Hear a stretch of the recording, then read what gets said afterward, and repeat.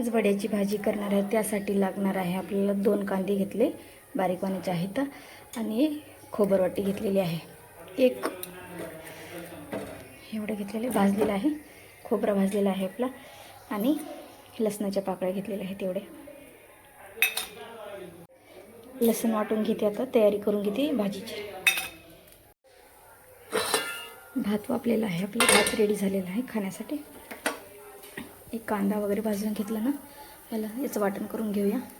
Gas चालू केलेला आहे, पातेलं तपलेलं आहे, तेल टाकून घेते 1-2 वाफ.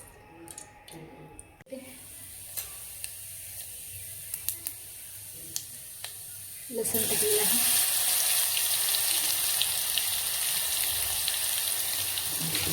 पत्ता टाकते.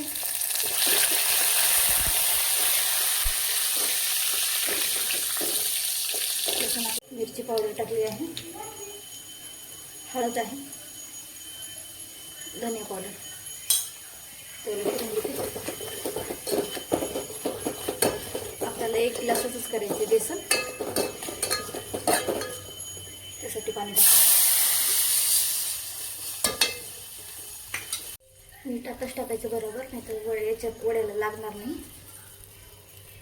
पाण्याला उकळी आलेली आहे, तर बेसन टाकून त्याला हलवून घेते थोडं थोडं. त्याच्यामध्ये गाठी व्हायला नाही पाहिजे, कारण गाठी झाली ना पीठ लागते वड्या खायला. थोडं थोडं टाकून याला घट्ट हलवून घ्यायचं.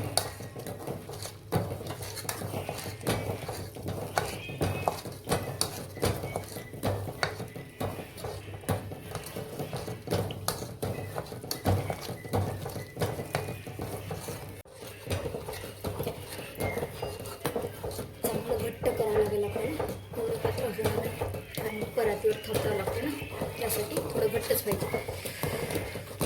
नक्की करून बघा तुम्ही पण, खूप छान लागतात वड्या.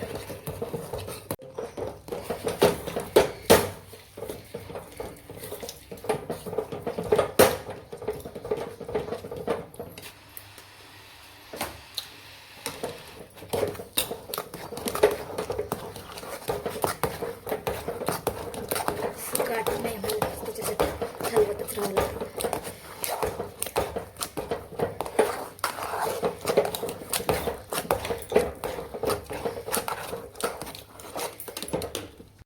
थोडंसं तेल टाकून घेते, 1 अर्धा माप, कारण तेल टाकल्यानंतर गुळाला लागणार नाही, आपल्या गुळ लागणार नाही, करपणार नाही. त्याच्यासाठी झाकून ठेवते 5 मिनटं. 5 मिनटं झाकून ठेवते. तेल लावलेलं आहे परातीला, आता बेसन थापटून घेऊया आपण याच्यावरती.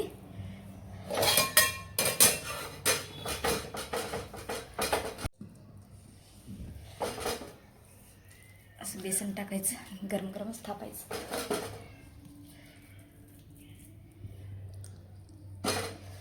पाणी घेतलेलं आहे जवळ, पटकन हात बुडवायचा याच्यामध्ये.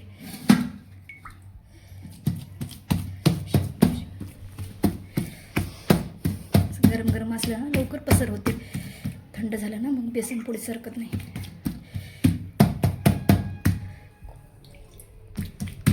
करायचं म्हणलं नाही, खूप पोळते हाताला, खायला छान लागते वड्याची भाजी.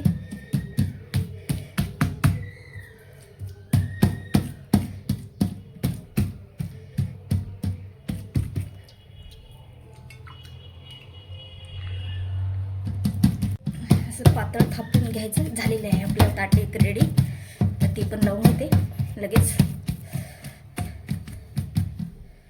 वड्यासाठी तडका करून घेणार आहोत, त्याच्यासाठी मी तेल ठेवलेलं आहे, बघू शकता तुम्ही. जिरे टाकून घेते थोडीशी, लसूण आहे, कढीपत्ता,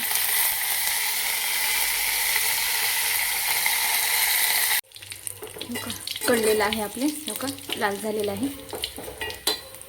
आता फोडणीच आपण वड्यावर टाकून घेऊया.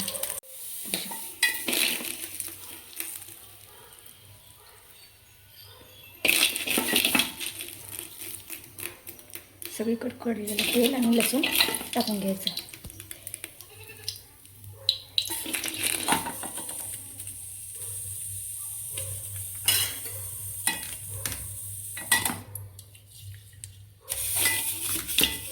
आता मी याच्यामध्ये थोडासा कांदा लसूण मसाला आहे ते टाकून घेते.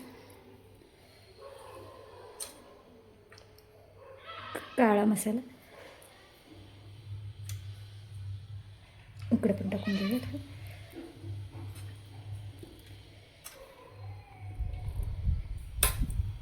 आता खोबरं टाकून घेते. याच्यामध्ये मी खोबरं भाजलेलं आहे ते टाकून घेते. हे पांढरं आहे ना, मी कच्चं खोबरं किसून टाकलेलं आहे ह्याच्यावरती. हे बघू शकता, रंग मस्त झालेला आहे याचा. आता हातानंच याला असं लावून घेते मसाला. बघू शकता तुम्ही.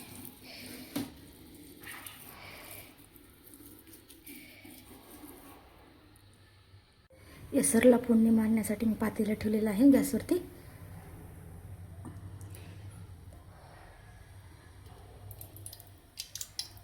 एक 2 मापाच्या अंदाजाने तेल टाकलेलं आहे. यात थोडं तेल कमी असलं तरी चालते येसरच्या फोडणीला, कारण खोबरं टाकते ना आपण, त्याचं तेल सुटते. तेल तापलेलं आहे. जिरे टाकून घेते. कढीपत्ता,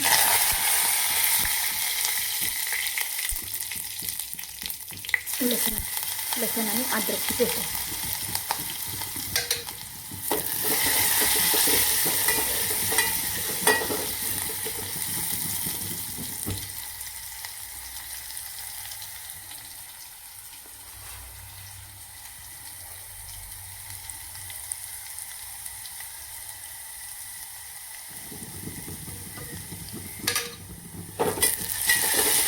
करून घेऊ.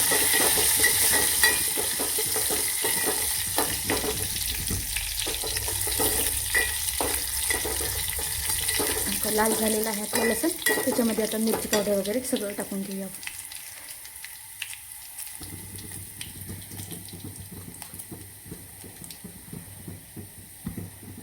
1 चमचा मिरची पावडर आहे. आपल्याला एकाच टायमाला खायापुरती करायची भाजी.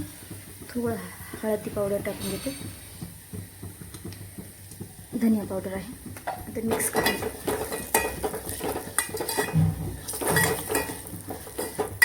चांगलं मिरची भाजलेलं आहे. आता ह्याच्यामध्ये येसरचे पाणी टाकून घेते.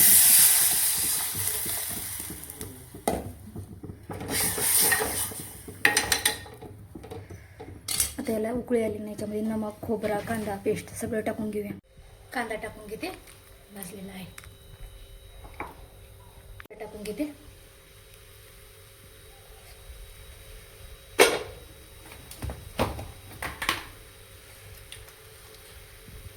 चवीनुसार नमक. कांदा लसूण मसाला आहे. थोडासा काळा मसाला. आपण शंकरपाळे कसे कट करते ना त्या प्रकारचे करायचे.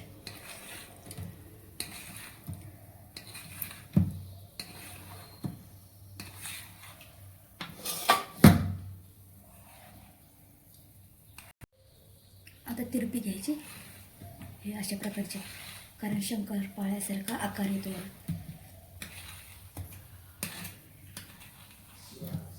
हे असे आता त्याला आधार करायचं थोडंसं.